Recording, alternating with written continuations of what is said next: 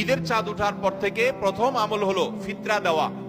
পরিবারের সবার তরফ থেকে গরিব অভাবী লোকদের কাছে আপনার পরিবারে 5 জন হলে 5 জনের পক্ষ থেকে ফিতরা আপনি খাবার পৌঁছে দিবেন গরিবের বাসায়। এটা হলো প্রথম আমল।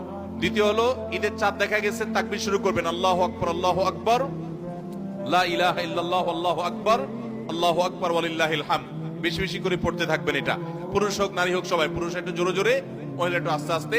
অবশ্য ওইটা ঈদগাহে আসার সময় জোরে জোরে পড়বেন, এক ঈদে জোরে এক ঈদে আস্তে, কিন্তু এমনি স্বাভাবিক অবস্থায় সাধারণ গতিতে পড়বেন নারী পুরুষ সবাই যার যার মতো করে তাকবীর।